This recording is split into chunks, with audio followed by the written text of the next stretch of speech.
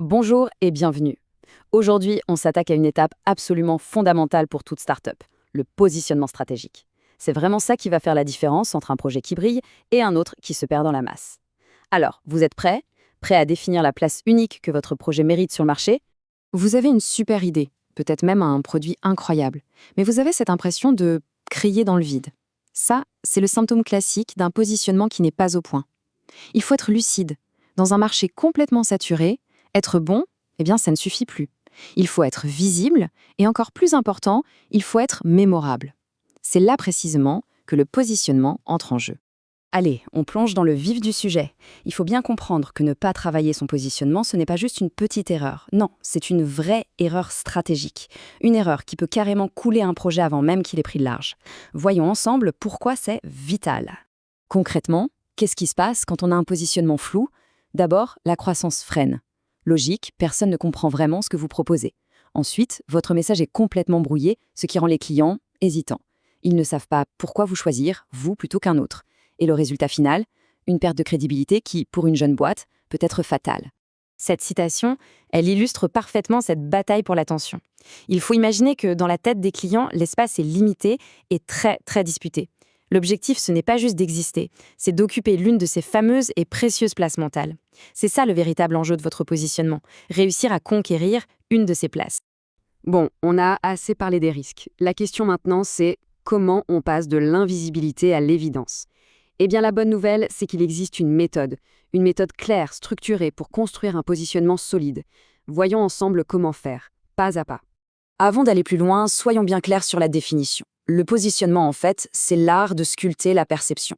Il s'agit de donner à votre offre une place qui soit crédible, attractive et surtout différente des autres.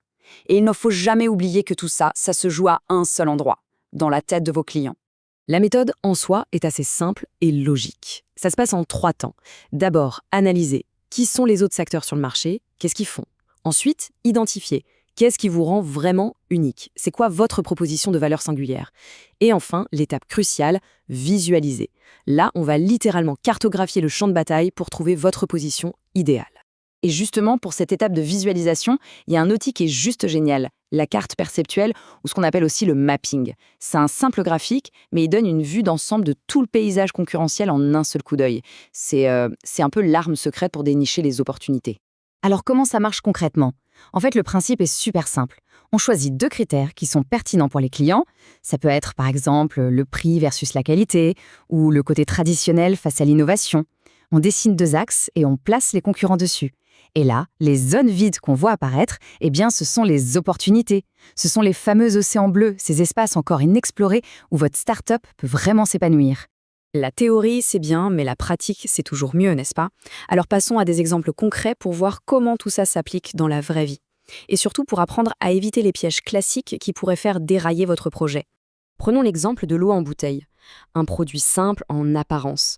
La base, c'est la même pour tout le monde, de l'H2O. Et pourtant, Volvic ne vend pas du tout la même chose que Cristalline ou Contrex. Volvic, c'est la pureté, pour les foyers avec enfants. Cristalline, c'est le prix économique pour les familles.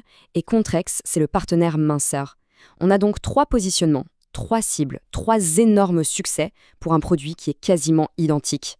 Et dans l'univers des startups, Bumble est un vrai cas d'école. Pensez-y. Sur le marché ultra compétitif des applis de rencontres, ils ont réussi à trouver un angle complètement unique, donner aux femmes le pouvoir de faire le premier pas. Ce n'est pas juste une petite fonctionnalité, non, c'est un positionnement extrêmement puissant qui a créé une marque forte et qui a attiré une audience très spécifique, fidèle et engagée. Maintenant, attention, définir son positionnement, c'est un exercice assez subtil et il y a bien sûr des pièges à éviter. Voyons ensemble les 3 plus courants, histoire que vous ne tombiez pas dedans. Le premier piège, c'est l'obsession du concurrent. Si votre seule stratégie, c'est de réagir à ce que font les autres, vous ne serez jamais un leader. Vous allez juste perdre votre identité et devenir une pâle copie. N'oubliez pas, le but, ce n'est pas d'être meilleur, c'est d'être différent, unique. Le deuxième piège, il est interne, c'est le manque d'alignement. On ne peut pas promettre l'innovation dans son marketing si le produit est basique. On ne peut pas non plus vanter un service client premium si personne ne répond jamais au téléphone. Chaque point de contact, absolument chaque point de contact doit respirer votre positionnement. La cohérence, c'est la clé de la crédibilité. Et c'est la crédibilité qui bâtit la confiance avec les clients. Et enfin, le troisième piège, la rigidité. Croire que son positionnement est gravé dans le marbre, c'est une grosse erreur. Le marché évolue, votre entreprise grandit, les clients changent, tout bouge. Un bon positionnement, c'est un positionnement agile. Il doit pouvoir évoluer avec vous et votre marché, sans jamais, bien sûr, trahir votre ADN de départ. Voilà, les concepts sont posés, la méthode est là, les avertissements aussi. Mais on le sait, la connaissance sans action, ça ne sert pas à grand-chose.